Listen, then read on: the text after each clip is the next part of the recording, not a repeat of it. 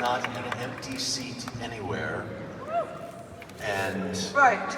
we're just gonna chat. Okay by you? Yes. But Harry, can we change places?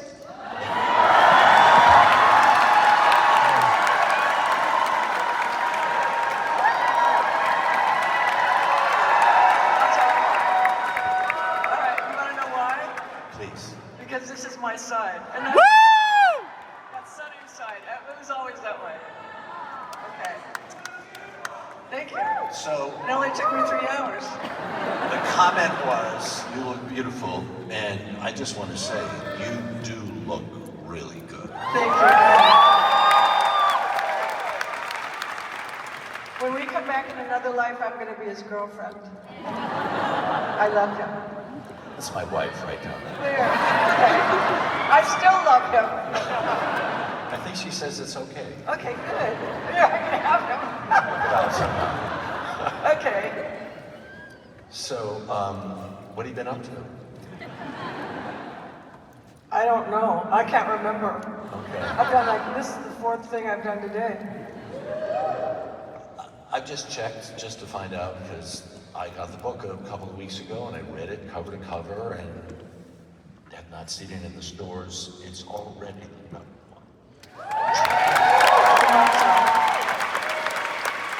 The mic's off. Right? And oh no, it's okay. It's okay. Yeah, Mike went out for a second. I you know, I feel weird because I have to watch my language in here. And I have a mouth like a sailor. You did drop an F-bomb on Hoda 2 days ago. I did, but they told me it was okay. Right. I said, you know, I'm going to say what Lucy said. I said, but it's, you know, and she said, it's okay. And then afterwards, it's like, Cher, it's not okay. You know, those kinds of things tend to be good for ratings. No, do you think they are? I think they are. I do too. Yeah, at the end of the day, you're doing her a favor. And she prepares for her swan song. No, yeah. Right? Oh, she's happy to go. I know. I preceded her just a few months ago, so... No, I mean, deserves to have, you know, to retire. Yeah, live happily ever after. With her kids. Yeah, for sure. Why did you write this book? I don't know. I must have been out of my mind. This is how my life has gone. My entire life has gone. Something presents itself and I go, that sounds like fun. I've gotten myself into so much trouble saying that, okay? But it was hard, and because it didn't start off right either, and so the first time I did it, it was a lady, she was a lovely lady, but she English and she didn't talk like me, and the stories weren't, it wasn't working. So then I thought, okay, I'll do it, and I did it, and then I thought, you know, you don't want to tell everything about your life, you know, you just don't. Like if you sat down and think of your life and go, do I want to tell everything about my life? And I didn't. And I did it that way, and then I thought, you know what, either do it or give back the money. And so I just held my nose and jumped in. You don't miss a beat. I mean, I don't know everything about your life, but it feels like you must have had a photographic memory because somebody said that. Details are unbelievable. Because I'm not good on the big stroke stuff. Well, I am pretty good, but you know, when I can remember something, I remember where I was in the room. I remember what I was wearing. I remember lots of little things. Am I too loud? It sounds a little weird up here. Yeah, it does. It sounds like sound of right. God or something.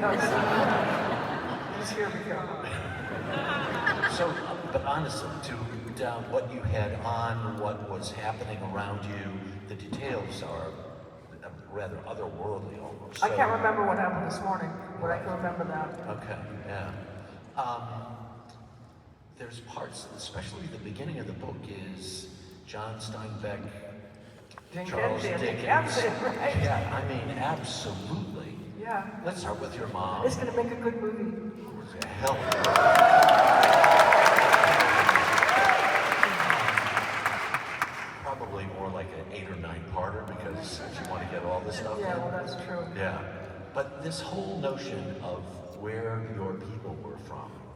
was not from Los Angeles, but very much the middle of the country. Yeah, Oklahoma, Arkansas. Yeah.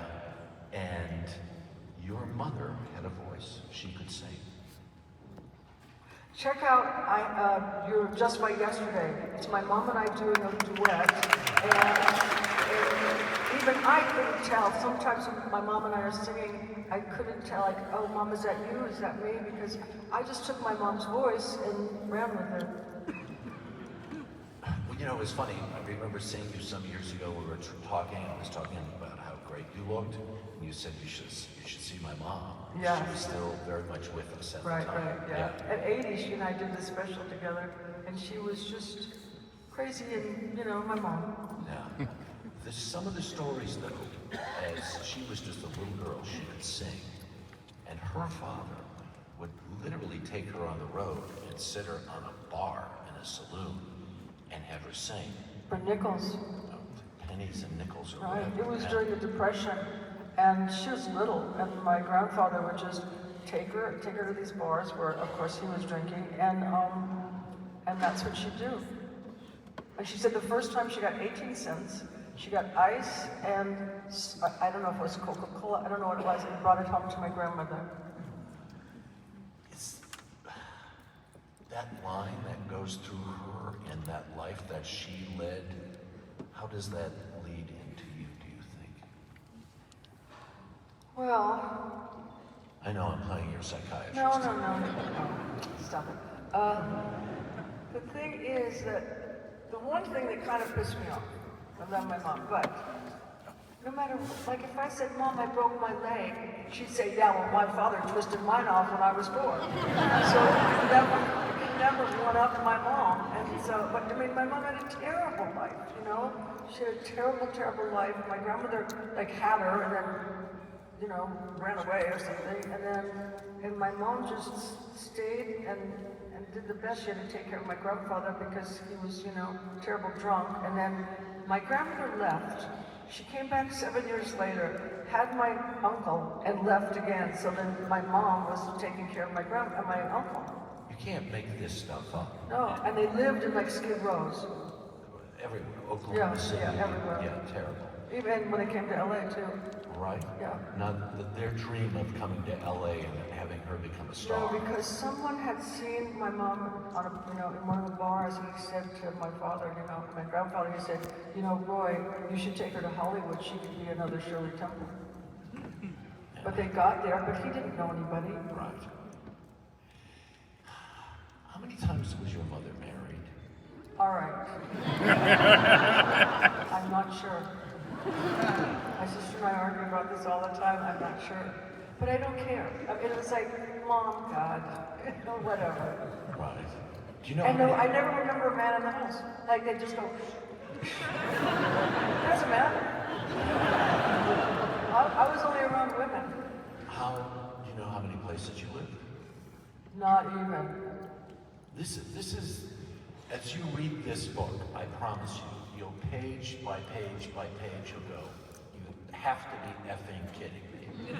It's that You dire. cleaned it out. Temple right? It really is like that. Of any of those men, and I mean there was one every couple of years or a month here. And then they were there, gone. Right, yeah. Were any of Let me those explain something to Yeah. you. So all of my mother's friends, 4 friends, best friends, these were the most beautiful women you've ever seen. I remember going into a restaurant with them, and when we walked through the restaurant, everyone stopped talking. I mean, they were like that kind of stunning, you know? And so they all wanted to marry a rich man, you know? But then they'd marry them, and they would be boring, and then they'd leave them.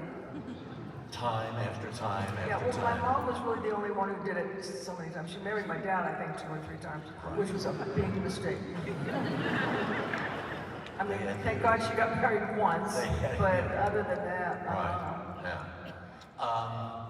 Of any of those men, did you feel any real kinship with, like that? You oh, would my call dad. your father? No, my dad, yeah. Really? Yeah. Okay. My sister's father, it was my dad. Yeah. Because I didn't meet my dad till I was 11, so it was like, he was interesting, And I found out, when I didn't know why I did certain things. It's like my mom used to get really pissed off at me, sorry. But because I ate slowly, and she'd say, don't dawdle, stop dawdling. But my mother and my sister ate like the Russians were in Pasadena, And so then I met my dad.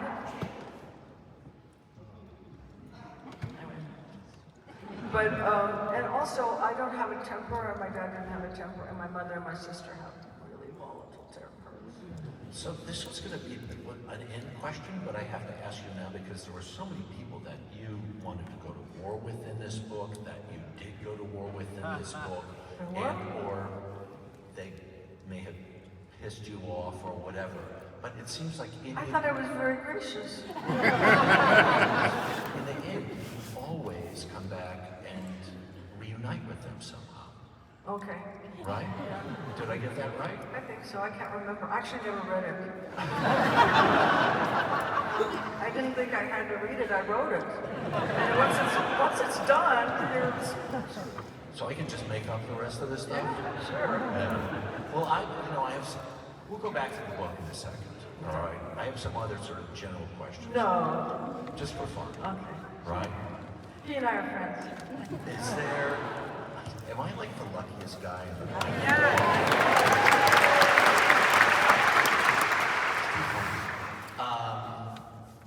Are there men in your life, was there ever a man, this is not the book, this is just for fun now, a man that you said, woulda, coulda, shoulda? See, you did like that question. Michael McDonald.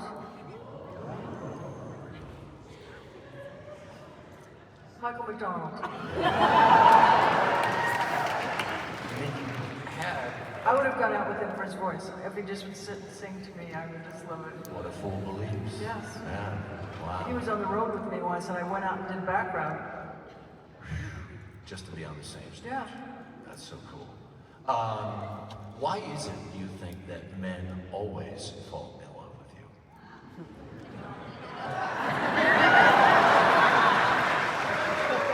Well, because, should I just say all this stuff? It sounds like so... Because I'm a really good girlfriend. I learned how to do this. I had to do it because I had to learn it quickly. But I'm a really good girlfriend. I'm monogamous. And I know that if I look at a man while I'm with my boyfriend, it's over. Because I don't look at men, I don't see men. If I'm with someone that I love, the moment I see a boy, it's like, okay, goodbye. And, but no, I'm a really good girlfriend, I'm really funny. I'm Swedish. I don't mean from the country, but I'm Swedish. And I don't know, I'm really good.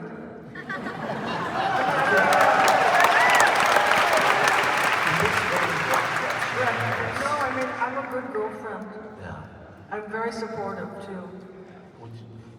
Every person that you talk about in this book, you were supportive to a fault, actually, right? Well, I don't know. Well, I didn't read it. that's why I came. Okay. So you wouldn't have to do mine. But I just have to tell you something Please. before. This book was okay?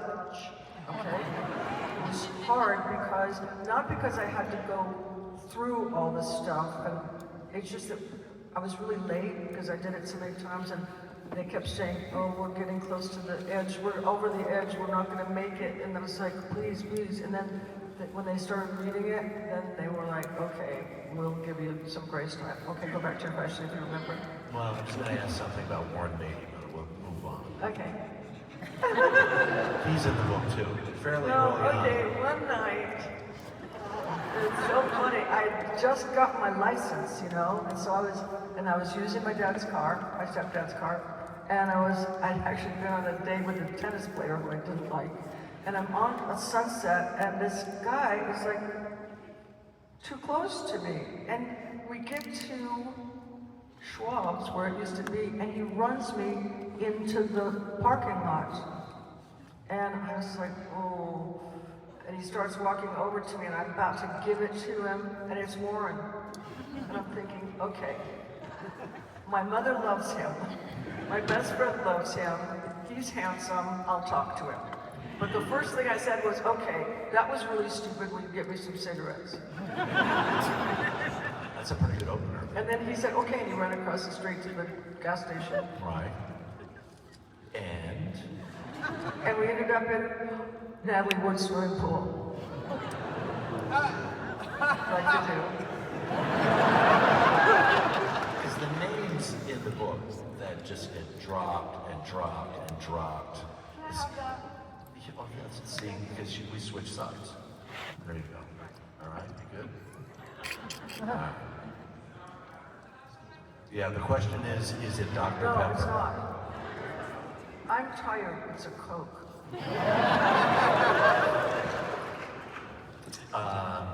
So nothing really happened with the Warren Beatty thing. No, it was like I was with him one night. It was all night, and I got home. And my mother and my stepfather were standing on the porch, and it was like, you will never see the light of day again. And I didn't tell him what happened. I just said, I'm sorry. So the next day, Warren calls me, and he said, you know, we want to do something. And I went, my mom. And it's hard to say you're 18 and then say, I can't because I'm grounded. My mom doesn't want to let me out of the house ever again, you know. And so he said, let me talk to her. You know, by the time it was finished, it was like, and do you want my car too? I mean, it was, you know, my mom was in love with him. And okay, well, I'll do another thing. So time goes by. I'm with Sonny. Warren calls and said, do you want to go to dinner? And I said, no, I have a boyfriend. He said, well, do you want to go to lunch?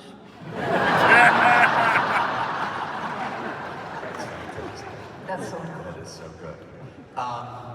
How'd you end up with Sonny? All right, well, I met him under Aldo's. I met him at Aldo's under KFWB radio station. And I was just sitting there with this guy that I had been seeing, but not really. I just was really sick. I was a sickly child. I was like really sick and really healthy, and it's just crazy. I like my personality. Okay, and we're sitting there, and behind me, a man walks in, and everyone goes, son, hey, sit with us. Hey, Sonny, son, blah, blah, blah, blah, blah. So I'm like, who is this? I turn around, and I see this man, and I clocked him quickly, and everything, it was like Marie Antoinette. And I said that in the book, but it was really true, you know. And he came in, and he had like a mohair suit and a mustard shirt with a white with the mustard tie and a white collar. And he had a beautiful watch on. It was like a chain watch with, it was a chain link bracelet with a watch in it, and he had beautiful fingers. You fell for the fingers? No, I didn't fall for anything. I didn't know what happened. It wasn't like, he wasn't that, you know, he wasn't that cute. Also, he hadn't had his nose job done, you know, so, and he had lots of fights when he was young. And then he liked my girlfriend, but I didn't want to be with him. You end up rooming together. Yes. Right? But there's no love there. Your No, pals. I got kicked out of the place I was staying, and he and I had been, he was living next door, and he and I kind of, you know, he saw me and we were kind of friendly, you know, we chatted and stuff like that. And so I came over to his house when I had to leave, and I didn't want to go back to my mom's house. And I'm crying, and he said, you know, you can stay with me, I have twin beds. And I'm thinking, yeah. And then he said, no, Cher, I don't find you particularly attractive. So on one hand, I got saved. You know, Stop. No, He says what? I don't find you particularly attractive. But I was like, oh yes. And I was like, what do you mean? You know, it was like, and he had girls coming over all the time and calling all the time. And like, I would answer them, hello, it's for you. Oh no, that's just Cher. And then we were like, we did lots of things together because he was 27, and the women that were his age, they weren't really looking to like, we got a candle one day, and we got watercolors and we just painted it. And I'm thinking, probably women his age don't want to do this. They want a mink coat or something. Right. And I was just happy to be hanging out with him. Yeah. He ends up getting a job with Phil Spector. Yes. Right. Huge. You start tagging along. Yes. And suddenly you're singing backup for Darlene Love. Yeah, we did the Ronettes. And my last gig was the Righteous Brothers for You Lost That Love and Feeling. Which was maybe Right. the best single Ever. ever. I mean, Period. to be there while it was happening, none of us could speak. It was so good. Yeah. Yeah. So the two of you But then. I have to tell you how I got there. Please. So one day I'm making the bed. You guys know this story now, of course. Okay, so one day I'm making the bed, and I'm singing away because I've been singing since I was little because I sang with my mom and my grandfather and my uncle. So I'm singing away, and I see Son's head around the corner, and he goes, "Was that you? Was that you?" And I went, "Yeah." He said, "That was you." And I said, "Yeah." He said, "You can sing." I went, "Yeah." And he said, "No, Cher, you can sing." I said, "Yeah." He said, "No, you can really sing." And I went, "Yeah." And then he told Philip, "Cher can sing." And Philip was like, "Yeah, you're going." And then one night, Darlene's car broke down, and Philip said, "Sonny says you can sing, get in there." You know? So, and I was really nervous because I'd been at the sessions, but I'd never done this. I'd never been in front of a microphone. And so I go out, and Sonny's singing too. I don't know why. Darlene used to make fun of him constantly because he did have the worst voice then. So, I mean, it would never got that much better, but it was good. So anyway, so I go in, and then Philip said, like, you know, "Edna, what are you singing? Gracia, what are you singing?" And I had no idea what I was singing, because they would go, "Oh, bada." And I thought, please, God, don't let him ask me, because I have no idea, and I never knew the whole time we were working. And I worked with him for a year, and never got paid, except one time.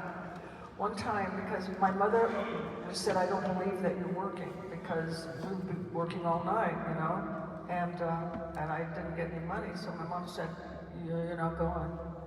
And so Sonny goes in, and Philip says, "Where's Cher?" And he said, "Her mom's not letting her go if you don't pay her." And he paid me. Everybody bought houses on the money that we made on these albums, and I got $25. That is a story that would continue to have a thread that runs Kinda. much farther into your life. Right. I have to tell you though, Sonny said if you had to pay him, it would be a good deal. The education that you got in Yes. that process is, invaluable. All I really want to do is be with you. That song, the duet, that your voices together, your voice together with Sonny, because at that moment, it felt like as I'm reading the book, you didn't have enough confidence in yourself to sing the No, I chorus. didn't. No, I never. I mean, I get really nervous before I go on stage, still do, but I just couldn't do it. You know, I've been in the background and I was fine because there was all of us together, but to go up to the microphone by myself, I couldn't face it, and I just said, "I'm not doing it without you. I'm not doing it." The harmony is terrific in that song, though. Yeah. Which leads to you have a little house, there's a little junky piano, Sonny's up in the middle of the night, comes to you, wakes you up, wakes you up, wakes you up, wakes you up, has the song, "I Got You, Babe." Yeah. Yeah, what's that about? Well, he used to do this. He used to write during the night. He wrote all of his songs on shirt cardboards, and I wish I'd kept them. But so he used to wake me up and go, "Cher, come and just sing this." And he only could play with 2 fingers. And so this one night he woke me up and he said, "Cher, just come here. I just want to hear this." And so I went in and I was okay. And then I went back and he said, "Cher, come back." I was like, "Okay." And then he was making me do it, and then I said, "You know what, this isn't a very good song, I'm going back to bed." I guess it turned out okay. It did. Yeah.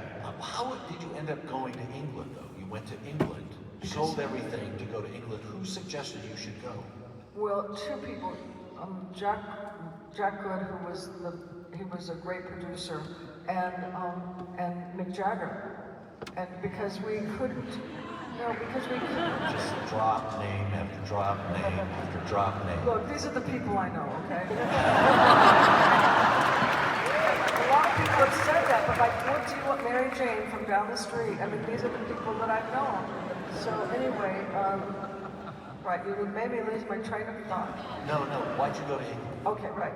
So they said, go there because we couldn't get on TV because of the way we looked, and grown-ups felt very uncomfortable with it, so we couldn't find a platform. So they said, go to England and they'll get you, and we did, and they did. They went crazy Immediately. for you. They went crazy for you. Yes. Not We got even- thrown out of the hotel. Right. Right, and then we had to find some place to stay. They didn't want us in the hotel. They were sorry. But every show yeah, is yeah. clamoring to get you on. Yes. By the time it's time for you to come back to America, you land at JFK, and what was it like? Thousands of people. And this happened to me twice, but sometimes when you're so busy working, you're not like going out in the public, so you're surprised. I was shocked. How did the TV show come about? Well, so we were really famous, right? And then it was like, and Sonny obviously didn't know anything about money, and neither did I. And I'm dyslexic; I couldn't even see numbers. And I want to tell you something that's really embarrassing, though. Please. I don't know my address and I don't know my phone number, but I don't care because if people want to find me, they will. I just say it's a house with all the palm trees. And my phone number, I have a phone. I don't need it. You don't have a phone? No, I have my mobile. If I want to know what my phone number is, I just click to Lucille Ball. That's what my name is. That's not in the book. That's good stuff. Oh, no, yeah, it isn't. So, you go to England, you get famous, you have hit records, then all of a sudden, like crickets. Yeah. Yeah. How'd the TV show then happen? Okay, so all of a sudden, we owed the government $270,000, and I thought it was $170, but someone said no, it's $270. So, don't have any money, just have Chaz, can't get arrested, and so we're gonna have to start playing these really grubby clubs, and they got a little bit better. The first couple of them were rough, and people didn't like us. They were grown-ups, they didn't care about Sonny and Cher. So we started going, and we were getting a little bit more people, but not many. We played to 4 people one night at the midnight show. So I was just starting to get so pissed off, and so one night I just turned my back to the audience and started making the band laugh. And then I said something another night, and Sonny was hysterical. And then Sonny thought, I know what the son was like, okay. But he didn't say, do it, Cher, he just let me go. And then people started coming, and they liked the comedy, and so then they just listened to the music. So, and then, okay, so we're doing it, we're getting bigger and bigger, like we're going to bigger places, bigger hotels, stuff like that. And then, Well, some agents see it, Fred Silverman sees it, people get word, and all of a sudden, you've got a television show. yeah, we have a summer replacement show. Right, first. Right, and Freddie was fabulous, and so then we start to do the Sonny and Cher show, and I'm borrowing all my clothes from Carol Burnett. Because we had no money. So anyway. Can I do a name drop? I interviewed her about a year ago, and she said one of the best times in her life was when her show and your show were right across the hall from each Yes, other. we had so much fun. I got a name drop in there. Right. We're both Taurus, we got along like crazy, So then we got picked up, and I met Bob Mackie on Carol's show. Ding.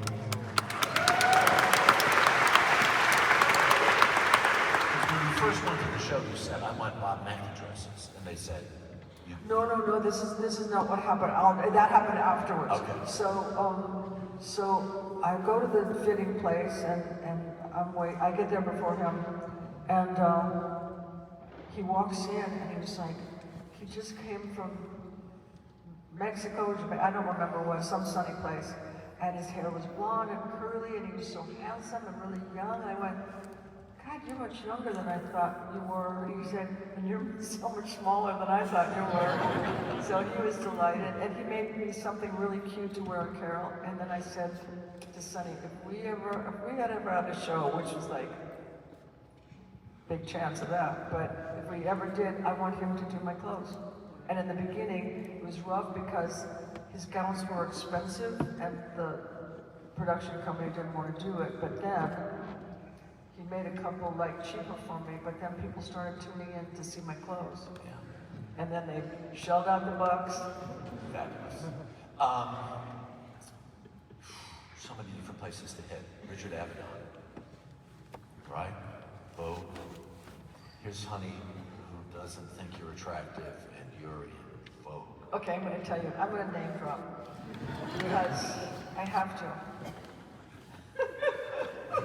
This is a big one, okay? So Jackie Kennedy.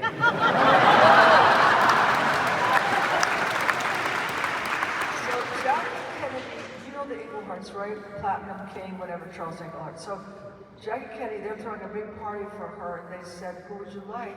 And she said, I'd like Sonny and Cher. And she said, and I'd like them to sing. So we sang in the living room, and then they are pushing us out the door. And she's going, no, I want them to come and sit next to me. So we sit next to her, and Sonny's sitting right next to her, and she's telling him, you're very Shakespearean. He's like, And he's buying. Right, oh, totally. And with a fork and a spoon and everything. And so then she said, the kids sing I Got You, Babe. And so then it's time for talking, and the men go in one room and the women go in the other, which that's not going to happen again. But so there's this really weird lady, and she's so strange, but everybody's being really nice to her and deferential, and I think this woman must be something, but she was just weird. Mrs. Vreeland, Diana Vreeland, she was at right? So, and she came up to me and she said, my darling, you're beautiful, you have a pointed head. And I'm thinking, okay, no one's saying anything, she must be really important. So then, the next day she called, and she said, I didn't talk to her son, and I want her to meet Richard Avedon. And of course I have no idea who he was. I wasn't buying Vogue in those days. And so she takes me there, and he's lovely. I had such a huge crush on him. And he does that first picture. And I used to cut my hair a long time ago into a point in the back, and I had long fingernails, and I cut them square at the tips. So she wanted a picture of my fingernails and my hair, but in order to get my hair, they had to take off what I was wearing. And they took the picture. I mean, I was kind of daring for a second, and they took the picture, but it looks like I'm naked. And once I said, you guys, Sonny's gonna come here and throw me off a bridge. And so Mrs. Vreeland was so smooth, and she said, this is art, this is beautiful art, it's fabulous, and we're gonna do it in Vogue, this is gonna be the most fabulous thing you've ever seen.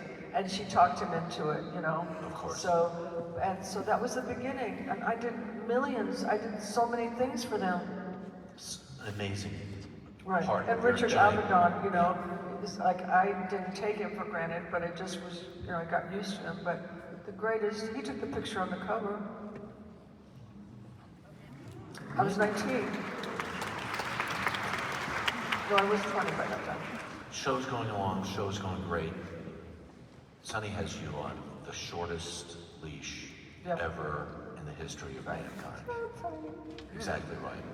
You get invited to a Tupperware party by Brian Wilson's wife. And you say, I want to go. I want to go to a Tupperware party. And he says what? No, you. Well, hang on. Let me put this in. Because you ended up buying Tony Curtis's house. Yes. You had this amazing house. The only parties were birthday parties for Chaz. Right. You never had Also, giant he Hollywood didn't like parties. perfume and he didn't like music in the house. Yeah, go figure.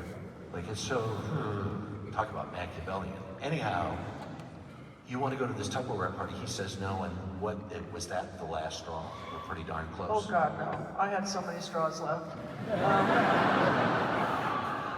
I had 5 boxes of straws, okay? So no, but I was really disappointed. And I'm going to tell you guys, it's in the book, I'm sure. But so, he had kidney stones. And so one night he had to go to the hospital with the kidney stones. And I went to the movies with my friends. I was like, oh, thank you, God. No, because he didn't want me to go anywhere. Well, I'm going to come back to that question in a second, Oh, but that leads you very much to going out, and you're in a public place, and you've been on television for several years now, and you've not really had exposure to the public. No, because Sonny was like, we'd leave the show and we'd go gig. So there was never any time to do anything, you know?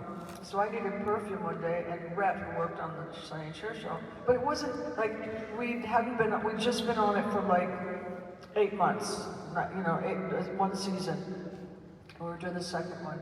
So Rhett and I are going to Saks and just walked in and looking around and looking at the perfumes and spraying like that. And then I looked over and all these people are just staring at me. And I went, Rhett. He said, it's TV famous.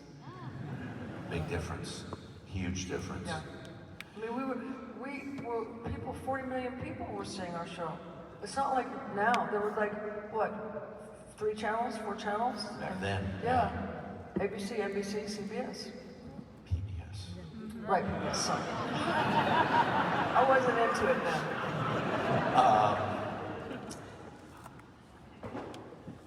Show was wildly successful. Yes. Season after season. And Yes. Sonny is like, we've got to really make bank on this. And so you would finish a show. Sometimes you could do 2 shows in a week. So you could go back on the road and make more money and make more money and make more money. There's a point in the book where you're standing on a balcony. Yes, but I have to tell you this.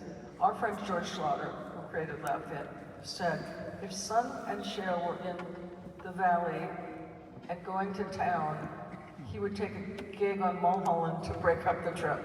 I mean, Sonny was like insane about work. And dope. Yeah. You were on this balcony. Yep.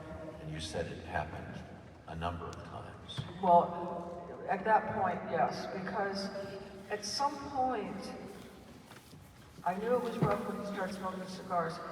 I just knew something was like, no good could come of this. And he just lost interest in me. Just, you know, I mean, he's loved me, but it was like he took me for granted. But like when we did the Sonny and Cher show, because people can't believe that was real, but we had so much fun, and no matter what was happening, we would go there, and it was like both of us loved it, and we worked so well together. And I'm not sure, like, husband and wife was not, like, it was kind of like we started out father, daughter, brother, sister, husband, wife, partners. So there was so many different avenues into our relationship. But I mean, he had such a roving eye.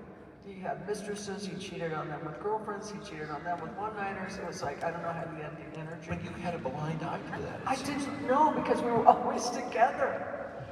You know, I mean, like, we were working, but obviously he found... There's a word for that. Busy. Yeah. Yeah, he was busy. There must be another word.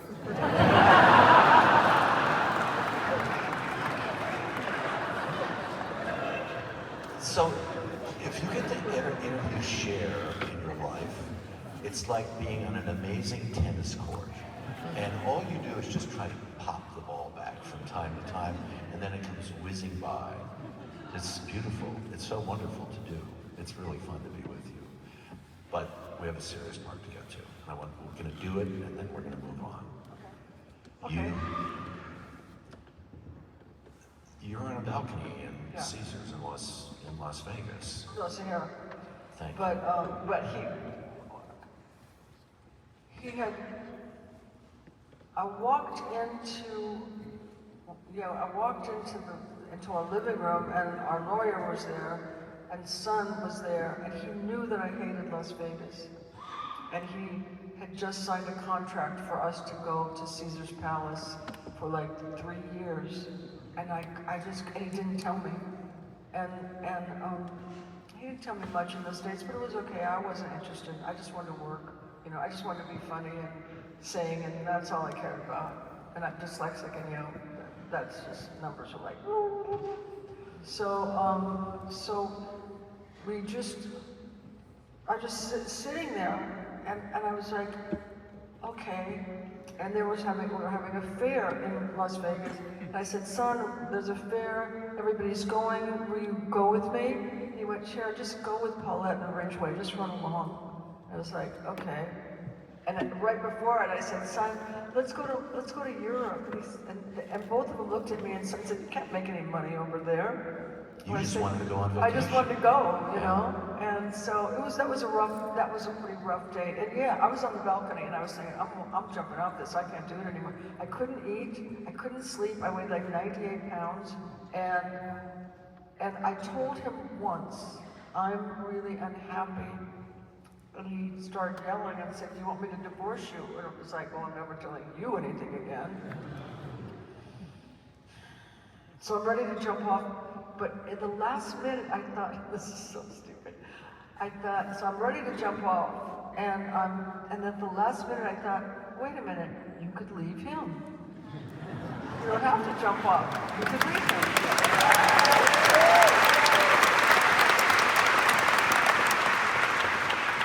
There's so much rocky stuff that happens thereafter as you finally confront him about money, and you were basically an indentured servant. That's what David Geffen said when he read the contract. Because Right. he said, because I'd never seen the contract. It was very born yesterday. It was called Cher Enterprises, and they would just bring me stuff, Cher, sign this, and we'd be doing the show, and I would just sign it. And so Dave said, Cher, I need to see the contract because I don't know what's going on here. You have no say. You don't know anything that's going on. We should back up a little bit because you and David were seeing each other. Well, not yet.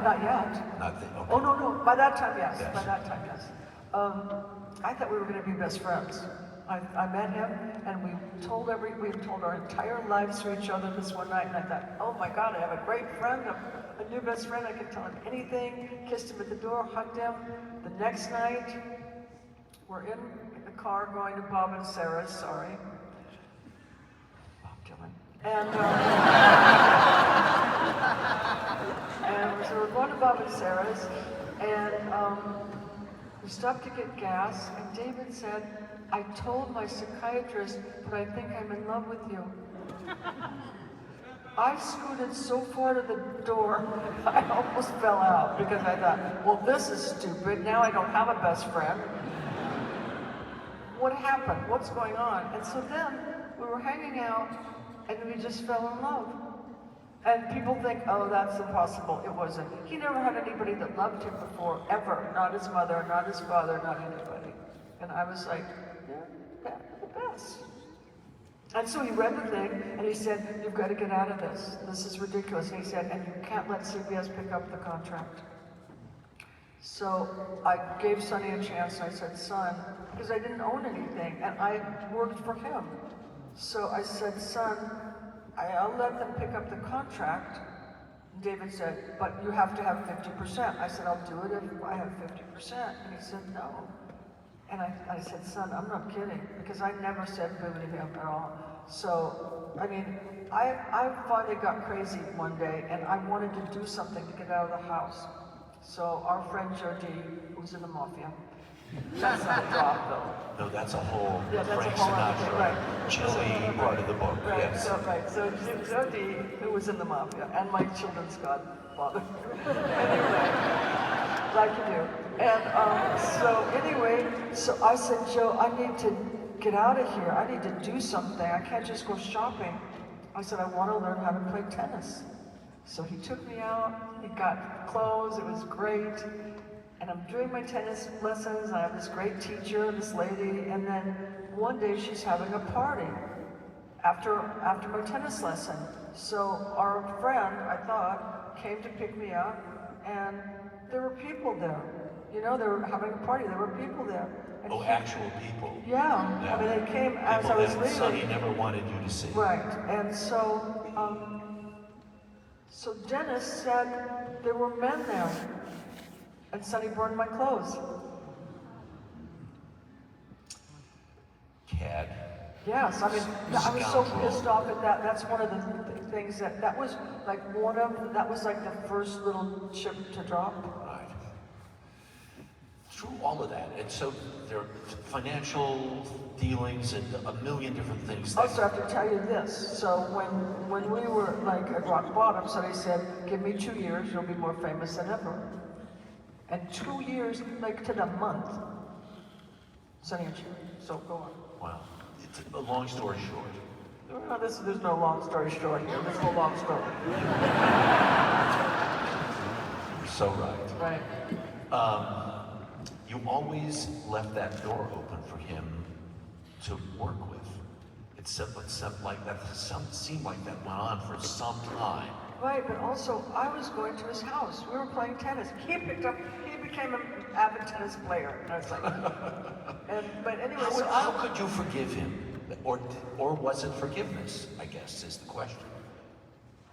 The only thing I said to him was, son, tell me, when was the moment you thought it was okay to take all my money? Because I couldn't, when is the moment you make that decision? I said, I was there with you the whole time. You know, rain, sleet, snow, whatever, bankruptcy. And he couldn't, his answer was, because I knew you'd always leave me. And I said, yeah, but that doesn't even give you the right to do it. And I wasn't thinking about it till you were such an asshole. Sorry. So I'm going to read something that he wrote. At one point, you gave him some journals, leather-bound journals to write in, and he wrote in them quite a bit. And this is a thing you found years later that he wrote. I gave him the journals. Yes. He says, I am never sans Cher. She lives inside my body. Cher is truly a star from the top of her head to the bottom of her feet. Thank God I have Cher. She is my stabilizer. She is my generator too. She's my reason. Wow. He also said I was a butterfly to be loved by all. And that was like when we'd been together for like 6 months, and he said, that's when I wrote it, that's when I knew. There has to be a book too. Yeah, there is. Right? I haven't written it. When does that come out? Next Christmas or something. I don't know, sometime. We have a couple of audience questions. I have only 500 more personal questions of my own, but we'll do a couple of audience questions. Sure. Is that all right with you all?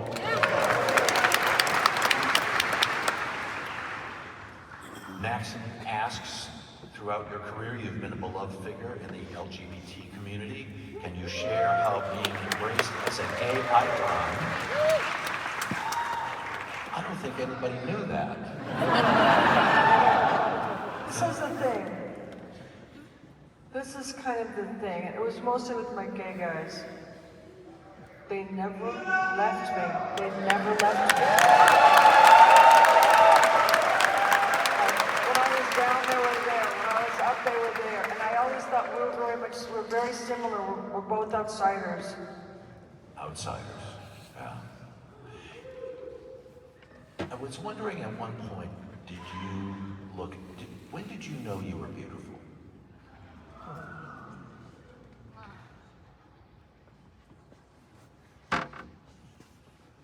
I'm not sure.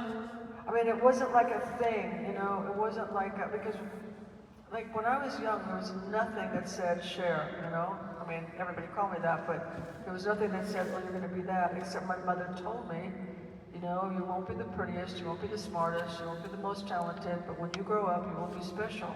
I failed my math test, and I went home to my mom, and I said, Mom, I failed my math test, I don't understand it, I can't see them, they're just like little scribble things. And she said, don't worry, when you grow up, you'll have someone to do your math for you.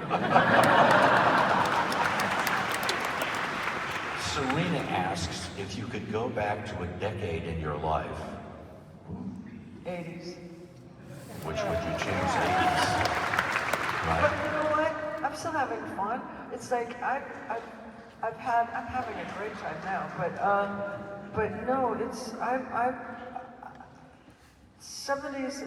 There was like the time, like right when I was leaving Sonny, and that was like I was joyous and it was rough at the same time. It was kind of hard. No, I don't. I mean, it was like I was angry with him, but I don't have much of a temper either, but I was angry with him. I was hurt and I was pissed because I had my clothes and my car, and that's all I had. Ari and Ali ask, you famously played all the parts. This is great. Do you know what? You know what, right? West Side Story. West Side Story. Yes. So green screen, crazy, you played all the parts. What was your motivation to take you, and what was your favorite part to play? Well, I used to do it in my living room when no one was home. Because my mother had seen the play, so I would play it and I would sing it, and I'd act it out in my living room. And so then, when I got to be famous, I had the Cher show. I told Art, I want to do this, you know, and my mom did the voiceover, and I did it. But I wish I would have waited because I was much better. I was a better actress and I was a better singer. But it was okay. People remember it. What's the character from Sonny and Cher that people love the most? Well, they love Laverne, and Damn. I don't know what. Damn. Oh, right. Well, yeah, that was a good one. I mean, we were using chroma key, people weren't, you know, green screen. And no, it was everything we did. I mean, we did the operas, and we would do. I mean, all the stuff we did was really funny. Sonny had you sing Puccini, right? What? Didn't you sing Puccini? No, didn't you sing an aria from an No, opera? he made me Madame Butterfly. Yeah, is that Puccini. Puccini? Okay, fine. That's what I know about. That's what I know about opera. Except I did meet Pavarotti. Sorry. You're so good at this. What Megan asks, what is your favorite Bob Mackie piece you have ever worn? The dress. For those who don't know, explain what the dress The is. dress is. We did a layout for Vogue, and it was the decades, like from the 20s to the 70s, I guess. And he made me this dress, and Marlene Dietrich had made these dresses made on this material called souffle, which was against the law in America because it went up like magician's paper. But if you put it on and you wet it, it did stay right next to your skin. So he did this dress for the Met Gala, and everybody's been trying to copy it. Nobody can seem to do it, but and it looked like you just were wearing sequins, and the truth is, I was just wearing sequins. I didn't have anything on. That story, you went to the Met Gala, and so many years ago, it was like $50 a ticket or something, right? Right. Can anyone even imagine that? It's just fantastic. I have another one. Cheryl And asks, then a man asked me, how does it feel to be naked? But he was like, it was derogatory, and I went, it feels good to me. Cheryl asks, what do you think is the biggest misconception the public has about you? Oh. I don't think, it's like, when I'm not working, I'm really shy, and I know a lot of actors are, you know, and I think maybe that might be one of the reasons that we decide to do what we do, because it's a way to express yourself without having to be vulnerable, you know? I mean, I get really nervous before I go on, but when I'm doing this, and I was really nervous when we walked on, and when I'm doing what I do, when I'm acting or singing or dancing, I kind of, singing and dancing is like, okay, singing and dancing is like going to a party at someone's house, and acting is like having a party at your house. You know, it's like, one is more fun, but the other one's okay. And I have more. You got that acting thing down Yes. pretty well, Yes. ultimately, right? Right, That's in the next book, though. yeah. Yeah, That's where that ends where I go to New York. yeah. Who told you to go? Well, a couple of people, but when Francis told me, Do it. Francis Ford Coppola. Okay, you want to make me even worse? I got an email the other day from him, and he wants to do a movie we talked about 20 years ago.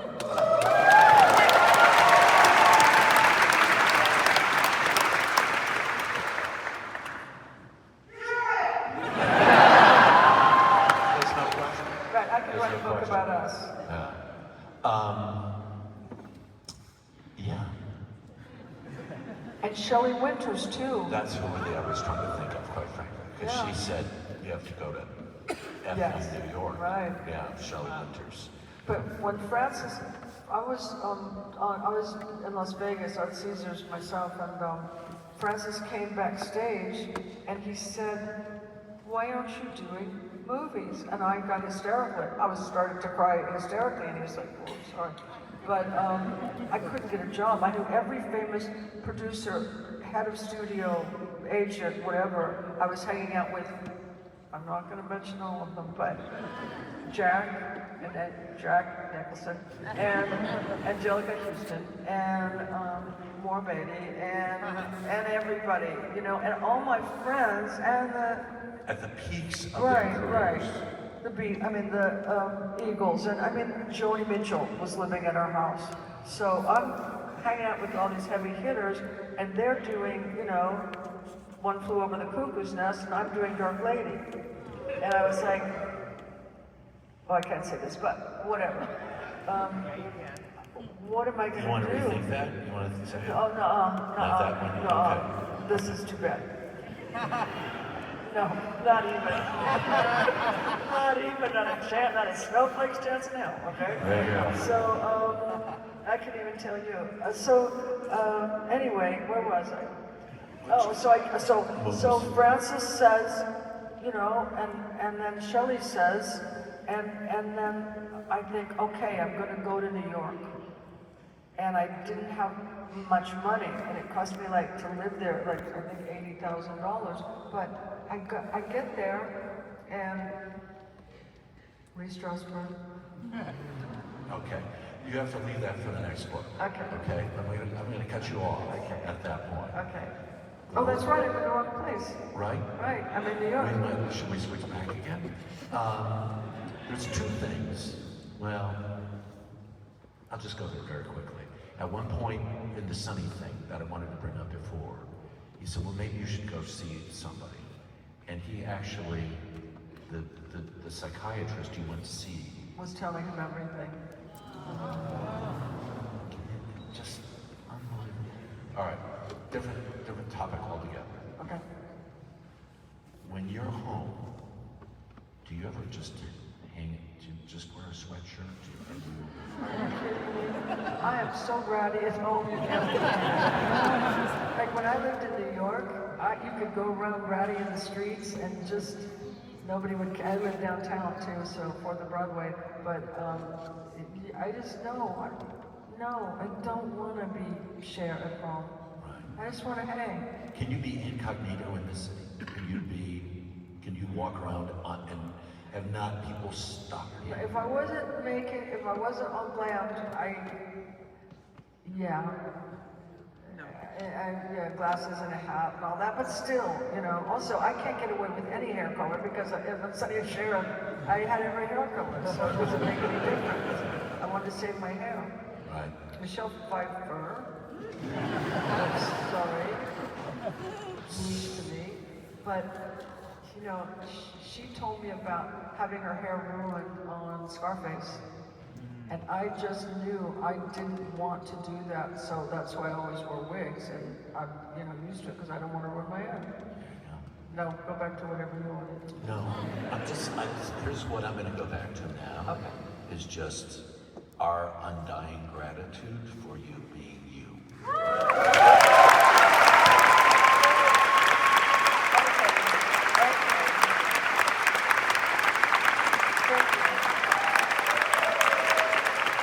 Who else could I be?